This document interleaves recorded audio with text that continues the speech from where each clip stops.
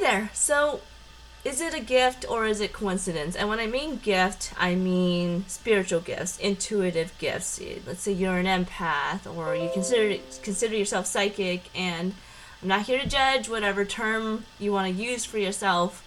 Some people even use the term witch or intuitive. I tend to just call myself an empath or intuitive.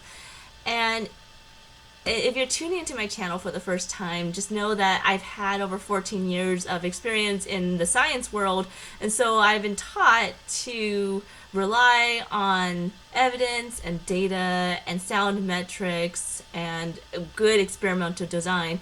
So when it came to embracing the intuitive side of me, it was contradictory. It felt how do I marry these two together? They're opposing. And what I really found is that the critical thinking part from my science background, it really helps me to distinguish what is coincidence and what is a gift in a way that feels good to me. Like, as in, I'm not being hard on myself, but then it's undeniable based on how I measure it. So, for instance, the images I would see in my head when I close my eyes, and because sometimes when I'm looking at light, if I'm staring out this window and I'm looking at the blinds and I close my eyes, sure enough, I see the blinds, the light blinds, just seeing in my eye, my seeing it in my mind, because I just stared at all of this, right? And that makes complete sense. It's coincidence that I see that when I close my eyes, or not coincidence.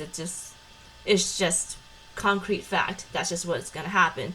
Whereas there are times when I've closed my eyes when I'm by myself, when it's nighttime, there's no light shining in, and I'll close my eyes. I happen to be down, and I'll see a rectangle in my mind's eye, and that usually means that I have a block somewhere, like, as in I have a creativity block, or a money block, or intuitive block, whatever it is. Something is not right with me, something is off, and I've seen it enough times. Like, I've seen this image dozens and dozens of times whenever I have not felt right. And now I know that is my body's way of saying, okay, well, that's a block. So now you can say, well, that's psychology, Amy. I was like, yeah, but I guess the other time that I'm thinking of, and so I'm going by the scientific data accumulation method of patterns. Like, how often what's the frequency of something that that's something I see. Well, when I was pulling cards from my Facebook group, and I was doing this for several months, for a while I was closing my eyes, meditating, and trying to see if I see a picture in my head before I pulled the cards. And it turned out I pulled the cards, and the cards are directly correlated to the vision that was in my head. And I did that for several months, and they all correlated pretty nicely.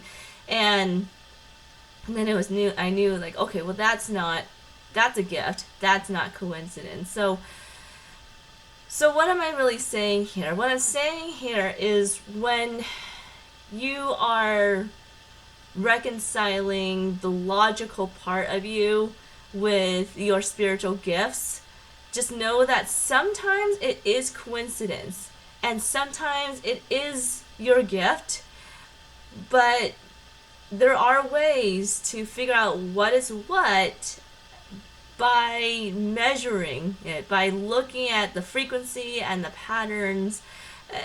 Don't always assume.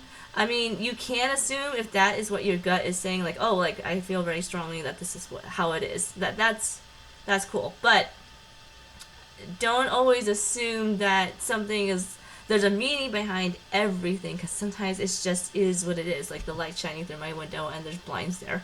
That's something just as matter of fact.